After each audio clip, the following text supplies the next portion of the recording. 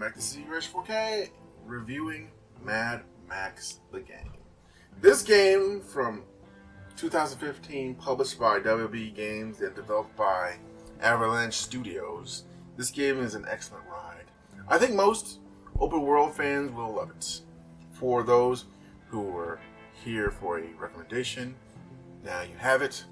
But for everyone else looking for a more detailed review, let's begin. The weirdest part about this game is the DLC button it has.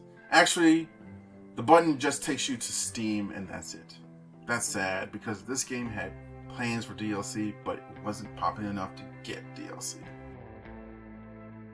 So the question is, why isn't this game beloved and known by everyone? Why did it take me so long to not only play, but to make a review for this game? For this awesome open world game, despite having a ton of recommendations over the years. I did some thinking, I did a little digging, and I have narrowed it down to 3 basic things. One reason is Mad Max doesn't have a lot of games made with its IP. Nor does it have that many famous games made with that IP. No Knights of the Old Republic or Arkham games for this franchise. Second reason, most games based off of things outside of gaming historically have sucked, and terribly so. For every success mentioned before, there's a Marvel's Avengers or a Game of Thrones Genesis. I had to look that one up, and no, it's not very good. The final reason, it was released in 2015 with The Witcher 3 and Fallout. However, that wasn't its only competition. There was Bloodborne, Dying Light, Undertale, Batman Arkham Knight, and more. So the competition was stiff, and the game was just simply drowned out.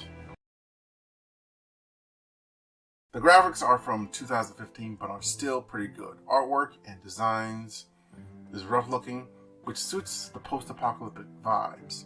The scenery in this game looks gorgeous, with the smoking, burning chimneys that burns fuel constantly, to the asphalt that looks surprisingly well made,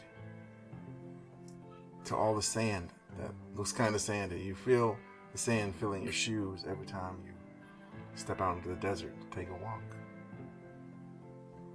And the car battles and fist fights really add to the beauty in this game. Not your errand boy. I'll make it worth your while. Along with the pulse-pounding music, sound effects really put you behind the wheel, and the Australian accents are great. I would like to point out that I am American, and most accents are hard for me to pinpoint. This game is based off of the movie Mad Max Fury Road. You play the titular character, Mad Max. In this game's intro, Mad Max gets into an epic confrontation with Lord Scrotus, which has consequences for both sides of the conflict. On Mad Max's side, he loses his signature vehicle, the Black on Black, to the Scrotus Horde. From there, he befriends a dog and meets an interesting fellow by the name of Chum Bucket. As you will see, he's quite the scholar. He is your mechanic, gunner, and close confidant for most of the game. Chum Bucket accompanies you on your long and arduous journey to reclaim your once great vehicle by building you another one. Speaking of unusual company, you will meet a great deal of strange characters as you journey through the wasteland. Each one of these colorful characters will leave a bit of an impression on you. There you are, shifter of sands, letter of blood, remnants of a ruined past. One particular character you will often meet with is Griffa. He is your spirit guide who ties into the progression system with his Griffa tokens. I will talk about this later. Griffa talks to Max in visions at certain locations that he has to drive to on the map. That often had me scratching my head, wondering if this whole thing was just in Max's head. Maybe the whole game in Max's confused mind. We may never truly know. Griffa's visions and talks with Max assists in his ultimate goal and need for finding the plains of silence, so he can finally find the peace that has eluded him for so long. Okay, enough deep talk. Let's blow up some cars, baby. Shoot for the fuel tank!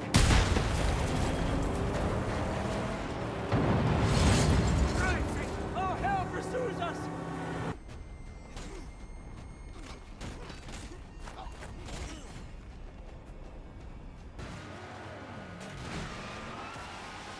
He hits nitro! He's gonna ram! The vehicle combat is spot on as you drive like a madman, blowing up anything and everything that so much as looks at you funny. This is coming from someone who doesn't normally like driving games, but giving me a vehicle equipped with a harpoon, flamethrowers on the side, and a shotgun changes my mind pretty quickly. You are given plenty of tools to make your car combat as gripping an experience as possible. Also, you are given the ability to ram from both sides and the front. You slow down time when you take aim, and you can pull off some hair-raising jumps with your turbo boost. Now, some of you at home are probably wondering, wow, this sounds like a really easy game. Well, don't you worry. The enemy vehicles have their own special abilities and weapons. So you better watch out, because the enemies can give you quite the run for your money and are quite deadly. The vehicle combat has moments where it's incredibly difficult, or if not unfair to the player at times. Particularly one moment later on, it was about a race with a particular character. I won't go into details about it, but it was kind of annoying to deal with at the time. I remember I was like, well, why do I keep doing this and that? I couldn't heal, I couldn't repair in the middle of it, and I just had to just basically win it in one quick go without making any mistakes, which can be difficult. That being said, overall I found the vehicle combat to be not just fair but enjoyable, and I think it's well thought out combat. It's a lot of maneuverability to it, a lot of tactics that go into each situation. It's a real fun, thrilling ride, literally. The ground combat is also solid, with you nailing combos and blows. The shiv is the finishing move that puts an end to the enemy, but you have a limited amount.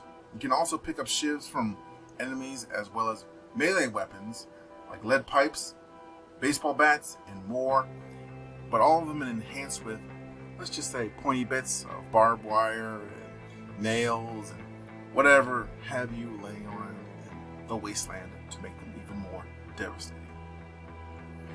With that being said, though, they will break after some usage, so be careful. You'll be using the shotgun in battle as well as vehicle combat. Bear in mind that the shotgun has limited ammo and limited range,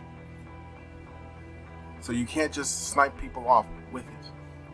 Speaking of sniping, you do have a sniper rifle in the back seat of your car that you can use to take out enemies at a distance. Melee combat at its basic level will have you blocking and countering with a system similar to the Arkham and the Assassin's Creed games. It does a good job of emulating these games while expanding on the combat in other ways. The character Max doesn't feel like a superhero or a super assassin, so he has to rely on those other tools I mentioned if he wants to survive. Fights are much more grueling and intense in this game as some of the enemies will dodge your attacks or are immune to your shotgun, meaning you have to be sharper if you want to win these fights. Now, you notice I put ground and vehicle combat in the same section. There's no accident. Quite frankly, they mesh well together. It's a very dynamic system. You can switch between the two at any time. You can get out your vehicle. There's no load screens like Starfield where you get out of your vehicle. In vehicle combat, you can get out your car if your vehicle's on fire or is severe damage and you need to get out before it explodes, which in case you would die and you have to start over from the last save point. So you can just jump out of the vehicle and just start shooting at enemies as they pass by you. Or in ground combat, You can jump into your vehicle, and because enemies in vehicles will try to run you over, and you can run over enemies who are not in their vehicles as well. It's a nice, I would say, a very unique and dynamic combat system overall, and it sort of comes off like, yeah, they got two of them working together. It's quite impressive. Now, all this is without getting into the boss battles and the different enemy types and the different ways to handle combat. This is basic idea of what combat is and what's going to be, and I gotta say, there's a lot to both these combat systems that I didn't really realize going in, but I'm pleasantly surprised by. Let's talk about the exploration. The exploration in this game is phenomenal. When you're walking in these dark, damp caves looking for supplies to help build the Opus Magnus so that they can complete challenges in combat and other story missions, it is, quite frankly, incredibly creepy to be walking around in those areas. It almost feels like a little bit like a horror game. Then you hear something scurry in the distance that really adds to it. The exploration on the overworld, on the basically desert, also is amazing. Now, it's not going to be on par with something like Skyrim or Witcher 3, but it's still pretty up there. I'd say it's in at least like a 4 out of 5 in terms of exploration. It's not a 5 out of 5 exploration. It's pretty close. You will go on a little bit of an adventure every time you leave a stronghold and just go venturing out into the desert. How long have I been here? Put in your path. Waiting to open your potential. The game has you on foot at the start, but soon you get your wheels and you are tearing up the wasteland. The vehicle combat is some of the best I've ever played, although it's at its hardest in the beginning when you don't have that much to work with. You don't have many weapons to start with, but as time goes on, you increase your arsenal. Later in the game, you have way more combat options for your car, and you feel like a force to be reckoned with. The main way you progress towards that goal is collecting scrap. Scrap is the junk that's lying around the wastelands, but is gold in the hands of Chum Bucket. Chum Bucket converts scrap into both upgrades for Max and the car. You can upgrade them into different presets called Archangels. Griffer tokens are another way to develop Max's wasteland power. Visiting Griffer gives power-ups to your stats due to your rank and number of Griffer tokens. How do you get Griffer tokens, you may ask? Simple. You have to complete certain challenging milestones to get one. The challenges range from basic achievements like defeating 10 enemies from the same faction. Once you complete a challenge, you get 1 token. You use the tokens to improve Max's stats, like his ability to heal from water and from food, and his ability to collect scrap, as well as other abilities. The animation looks fluid, everything looks wonderful. This looks like an amazing game, and I looked at the system requirements. It does not require that much from most people's computers. I would recommend you look at them anyway to make sure your rig can hold it. But for the most part, I think most people's machines can handle this almost no problem. I really enjoyed my trip through the Mad Max world all over again as I went from place to place, going from bare knuckle fight to auto combat. Collecting scrap really enhanced the experience. I felt like I was rebuilding the car, the Opus Magnus, to deal with the various challenges that you have to face in this game. The problem comes in the late game when most of the activities are done, as you have no new Game Plus with this game, and it could really use it. However, since it was abandoned, it will never get one. Factions are mostly just color swapped with each other, with little or no significant differences. The gameplay comes off very repetitive to people who want to play something with a little bit more variety in it. I've not mentioned the stealth system because there isn't any, at least none worth noting. You can sneak up on people unnoticed, but there is no sneak button or mode, so you will eventually be seen. Some may dislike it, but I, for one, love it. I'll tell you why. It feels like they put the effort on a clear vision of this game instead of trying to chase the stealth trend.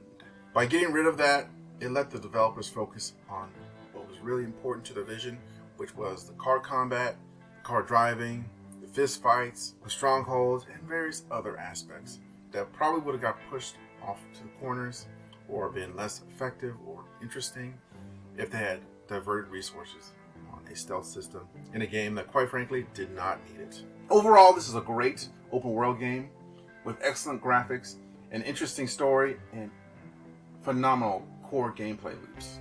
It is fun. I enjoyed it. I think you will too. If you give it a chance, cannot recommend this game highly enough. I give it a 9 out of 10. Hey, if you like my review of this game, then check out my other review on RoboCop Rogue City. Thanks for watching, and please leave a like and sub, and leave a comment if you like.